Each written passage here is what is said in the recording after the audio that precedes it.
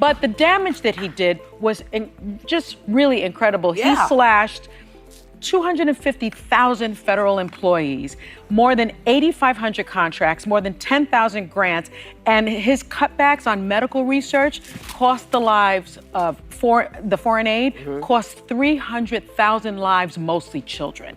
That's the damage that Elon Musk did. So I don't think anyone should be listening to him about anything. On the explosive June 4th, 2025 episode of The View, co-host Sunny Hostin dropped a bombshell that left jaws on the floor. She boldly claimed that Elon Musk's time as head of the Department of Government Efficiency, also known as DODGE, was responsible for the deaths of nearly 300,000 people, many of them innocent children. According to Hostin, Musk's brutal cost-cutting spree didn't just tighten belts, it slashed through lives. She detailed how Musk eliminated 250,000 federal jobs, axed over 8,500 contracts, and wiped out more than 10,000 grants with one cold stroke of the pen. Hostin didn't hold back as she painted a chilling picture of what followed. She insisted the sudden cuts in foreign aid and medical research funding triggered a global humanitarian disaster.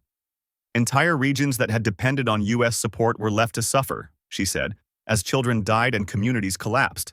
She called the aftermath catastrophic, claiming it especially devastated vulnerable areas that couldn't survive without America's help. Her tone was sharp, her words deliberate. This wasn't a casual critique, it was an accusation of deadly neglect. And if that wasn't enough, Bono chimed in too. On his recent podcast appearance with Joe Rogan, the rock icon threw his own punch into the firestorm. Take a look. We've got plenty to discuss today. Let's start with Bono. He's had some thoughts about USAID. It's not proven, but their surveillance enough suggests 300,000 people have already died from just this cut off, this hard cut of USAID. Backing up Hostin's explosive claim, a powerful new study by Brooke Nichols, an infectious disease expert and mathematician at Boston University, sent shockwaves through the conversation. According to Nichols, the DODGE-led cuts to USAID funding may have triggered around 300,000 global deaths, with more than 200,000 of them being children. The numbers were staggering. Nichols' findings revealed that the Musk-era cuts slashed over 80% of USAID's massive $42 billion budget in 2023. These cuts didn't just affect numbers on a spreadsheet. They gutted critical programs that fought HIV/AIDS, malaria, malnutrition, and provided clean water and food aid to some of the world's most desperate communities. But the claims didn't go unchallenged. Critics quickly jumped in, arguing that pointing the finger directly at Musk for such a massive death toll was speculative at best. They acknowledged the devastation, but insisted that the exact number of deaths tied to these cuts was nearly impossible to pinpoint. Elon Musk fired back hard. He dismissed the allegations as unfounded and slammed them as nothing more than politically motivated attacks. He claimed the cuts were vital, meant to wipe out what he called waste, inefficiencies, and corruption deep within USAID. Musk wasn't backing down. He stated that essential humanitarian programs were preserved and that the massive overhaul was actually designed to improve how U.S. aid was delivered abroad. But even with his defense, the storm of controversy only grew louder. This clash lit up the ongoing debate over how to balance fiscal discipline with moral duty in U.S. foreign aid policy. And with lives on the line, the public, policymakers, and experts remain locked in fierce disagreement. To add fuel to the fire, Musk took to Twitter and amplified the discussion with a retweet that read, "I don't understand the logic of not pushing back on this new bill. What would be the downsides when the cost of letting this pass is so high?" At the time, I was two tables away from Trump, and I'm looking, I'm like, man, this is too much, you know? The moment Sunny Hostin dropped her explosive accusation, the entire studio froze in shock. Not a single breath was heard, just pure, heavy silence hanging in the air. Her voice didn't shake. It boomed with purpose. With piercing eyes locked on the camera, she delivered her damning words like a final verdict. Hostin declared that Elon Musk's brutal budget-slashing spree had led to the deaths of 300,000 people, and she made sure the world heard it. Many of them were children. This wasn't tossed out casually. This wasn't political theater. It was a direct, scorching charge hurled with absolute conviction. Hostin wasn't just stating a statistic. She was calling out what she believed was a global tragedy caused by one man's decisions. It's about man's inhumanity to man. The tragedy was the injustice, in my opinion. Which part? Which injustice? The criminal trial. The fact that he was not found guilty. Oh. Yeah. I but he see. was found liable later, Yes. civilly. Like Trump is found liable. Yes, he was. It's the same thing. Well, everything goes back to Trump. It was a moral indictment broadcast live to millions, and Sunny Hostin didn't hold anything back. She laid out her case with the intensity of a prosecutor, accusing Elon Musk of gutting essential humanitarian lifelines during his leadership of the Department of Government Efficiency. Hostin painted a devastating picture. Life-saving grants vanished overnight. Critical medical research on infectious diseases ground to a halt, and efforts to bring clean water and food aid to desperate regions were abruptly abandoned midstream. These weren't just bureaucratic moves, she warned. They were deadly decisions. Hostin made it clear. This wasn't about political philosophy, it was about lives lost due to reckless cuts. And then came the firestorm. According to the data Hostin cited, more than 80% of USAID's $42 billion budget had been wiped out. That translated into massive resource cuts for programs fighting HIV, malaria, and childhood malnutrition around the world. One haunting estimate she shared claimed over 200,000 of the dead were children, many under the age of 5. She said entire villages were left behind without a single vaccine or drop of safe drinking water. But the backlash was fierce. Musk's supporters came out swinging, calling Hostin's comments outrageous and accusing her of using grief as a political weapon. They insisted she was twisting tragedy to score points, igniting one of the most heated showdowns in daytime TV history. We've criticized her in different contexts before, and she just, maybe smart is not the right word. She is not knowledgeable about the things that she argues about. But Sunny didn't flinch, not for a second. She stood firm, holding up the hard numbers, quoting top experts, and repeating her message with unwavering fire. Real people had died, and someone had to be held accountable. Behind the scenes, chaos erupted. Producers scrambled in panic. The network braced for the inevitable backlash, and legal teams were likely put on high alert. But outside that studio, the internet exploded. Social media went into full meltdown mode. Hashtags trended worldwide, passionate opinion threads flooded every platform, and emotional clips of Sunny's speech were viewed millions of times. Some hailed her as a brave truth-teller speaking out when no one else would. Others slammed her, saying she had gone way too far. But one thing was certain. No one could ignore her now. The very next day, Elon Musk broke his silence. In a sharp public response, he called the allegations baseless. He said the sweeping reforms were designed to root out inefficiency and fraud, not harm people. According to him, all vital programs were protected, and the cuts were absolutely necessary to rebuild what he described as a bloated and broken agency. Musk's tone was calm, but it was clear he wasn't backing down either. Yet behind the scenes, a new scandal started brewing. Leaked internal memos surfaced, and critics pounced. The documents allegedly showed that officials had warned of a looming humanitarian disaster, but their concerns were ignored. Even former USAID leaders reportedly begged Dodge to stop before cutting funds to crucial regions in Africa and South America. But those pleas, it seems, fell on deaf ears. Stay away from the stairways. Because, people put the leg out to trip you going down the stairs. Their pleas were met with chilling silence. No reversals, no reconsideration. Just a cold void where compassion should have been. As the outrage grew, political leaders stepped into the firestorm. Some applauding Musk for cutting government fat, while others condemned him for treating human lives like expendable numbers on a balance sheet. But Sunny Hostin had already done more than ignite a debate. She had torn open a national wound on live television, one that many thought was long buried. As the days unfolded, the grim reality took shape. Stories surfaced of abandoned clinics, food warehouses left to rot, and vaccine shipments stopped mid-route, all painting a picture darker than anyone had imagined. Aid workers spoke out with tears in their voices, recounting how they had watched children die from curable illnesses, simply because the money ran out. And through it all, Sunny stood firm, refusing to retreat even one step. "This isn't about politics," she said fiercely. It was about truth. She made it clear she wasn't accusing Musk of murder, but of something just as dangerous: indifference. And in her powerful words, indifference can kill just as surely as violence. If anyone thought the backlash would silence her, they were dead wrong. It only lit a fire beneath her. The very next day, Sunny marched back onto The View with binders of evidence, stacked high with sourced reports, government files, and emotional letters from doctors and nurses on the front lines. Her voice cracked just once, as she read aloud a letter from a Ugandan nurse that broke every heart in the room. They stopped our funding. We stopped saving lives. The room went dead silent. The studio audience, once uncertain, now leaned forward, gripped, stunned, emotionally floored. Even co-hosts who usually played it safe sat speechless, listening as Hostin tore away the headlines and showed the human cost behind the politics. These aren't just numbers, she cried. These are children with names, parents with dreams, families shattered because of a decision made in a DC boardroom. Across America, the divide deepened. Cable news channels picked sides fast. Some anchors hailed Sunny as a modern-day Cassandra, crying out the truth before anyone dared to believe it.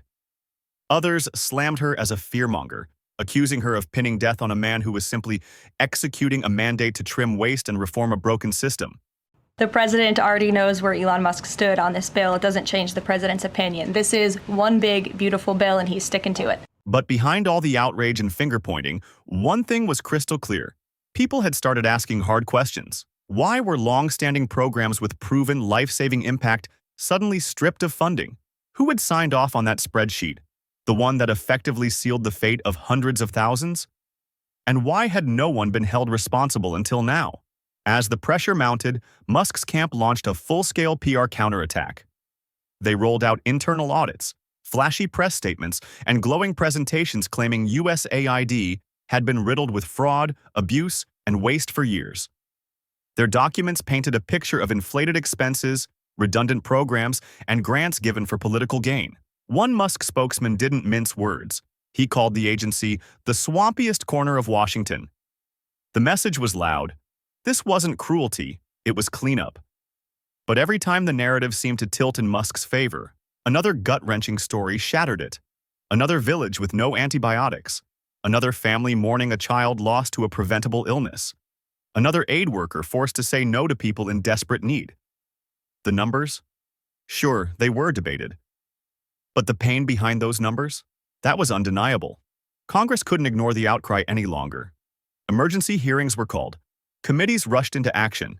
And at the center of it all was Sunny Hostin. She was invited to testify before Congress, and she accepted with zero hesitation. When Sunny walked into that hearing room, she wasn't there to be polite. She was there to speak for the voiceless, and she did not hold back.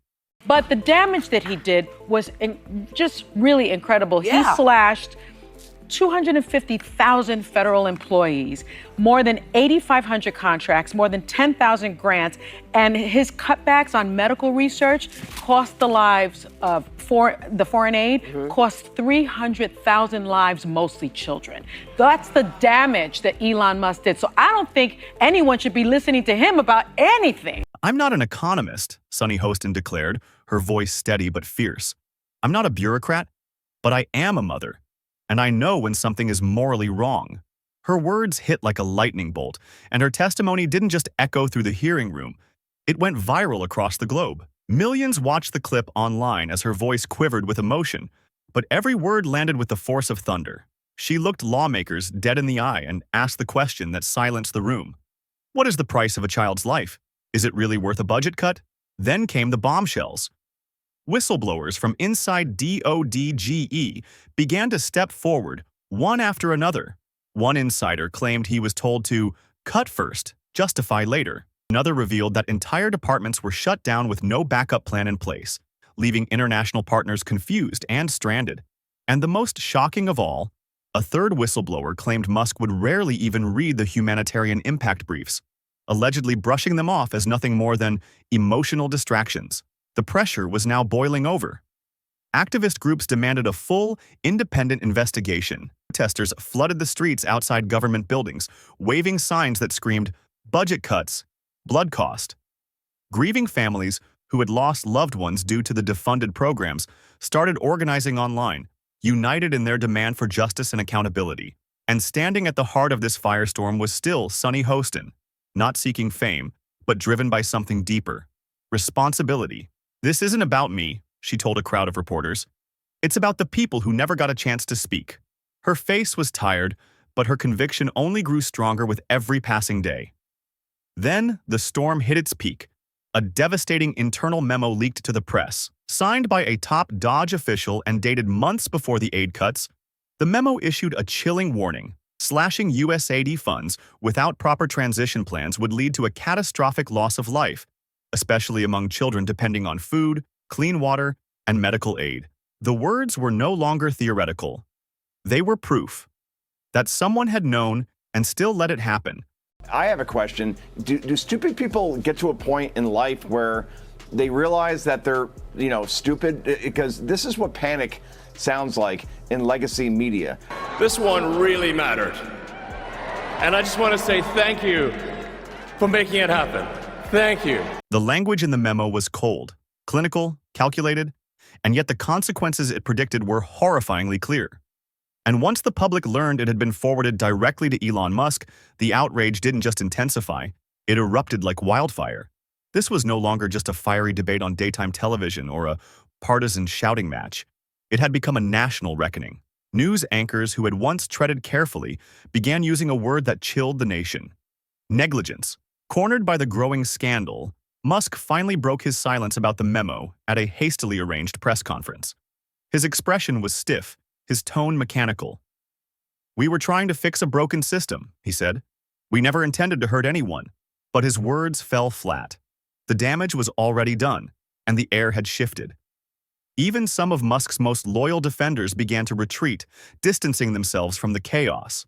And then came the pivotal moment: the congressional hearings. Sunny Hostin returned to Capitol Hill, not just as a witness this time, but as a symbol. Lawmakers from both parties grilled DODGE officials in back-to-back testimony sessions. Victims' families stepped up to the mic with tearful stories.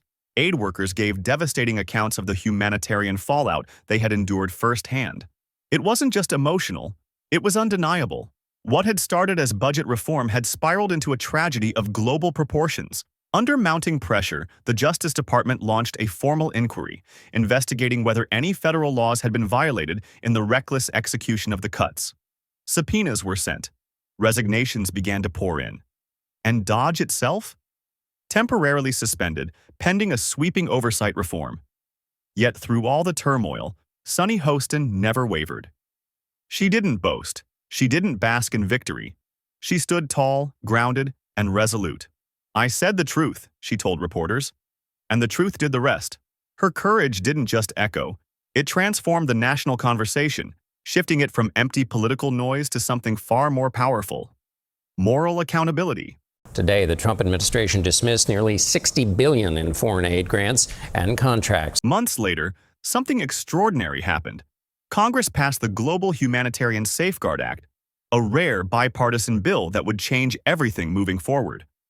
The law required independent humanitarian reviews before any foreign aid cuts could be made. And across the nation, people began calling it what it truly was: Sunny's Law.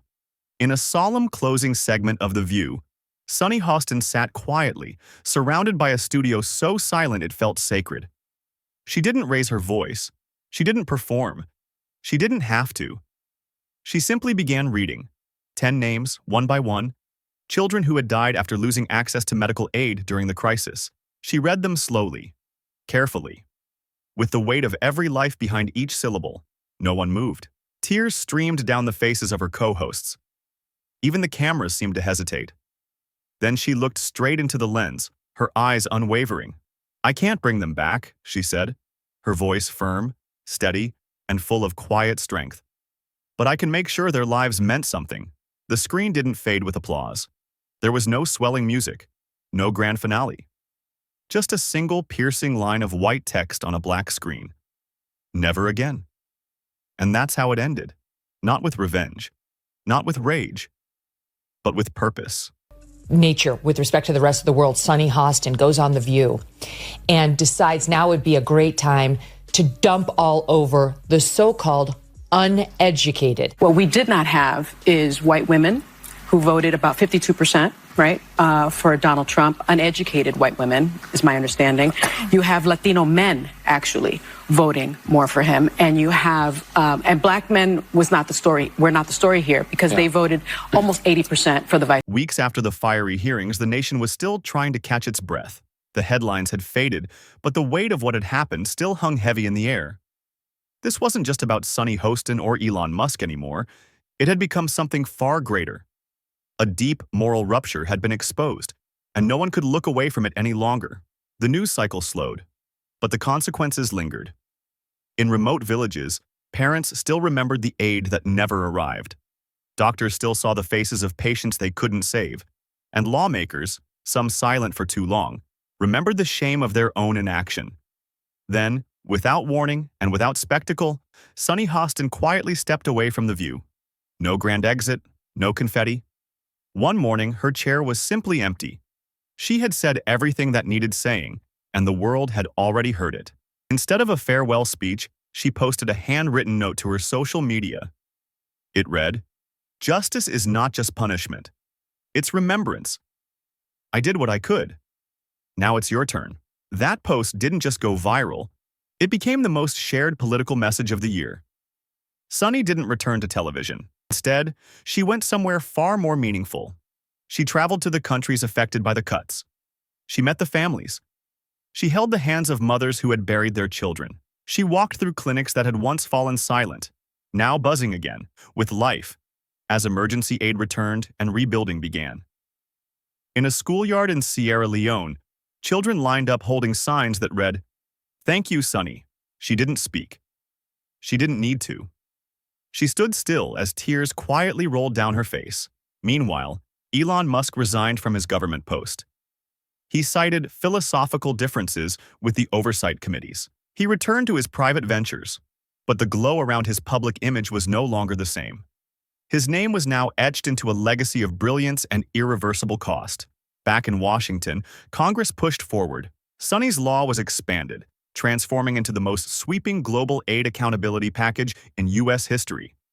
Every future cut to humanitarian aid would now require a moral audit. Every decision, traceable, transparent, and most importantly, human. And in a rare show of unity, both political parties finally agreed on one truth. Indifference had nearly killed more than any virus ever could. Exactly 1 year after Sunny's now legendary broadcast, The View aired a special tribute. Once again, the studio sat in complete silence. But this time, the quiet wasn't from fear. It was from deep, unshakable respect. The screen faded in slowly. No sound. Just a single image. Sunny Hostin walking alone through a sunlit field in Africa, surrounded by children, laughing again, playing again, living again. And then, in soft golden letters, the final words appeared. She spoke. The world listened. And because of that, they lived. That was the perfect ending. Because it wasn't about who won. It was about who refused to stay silent.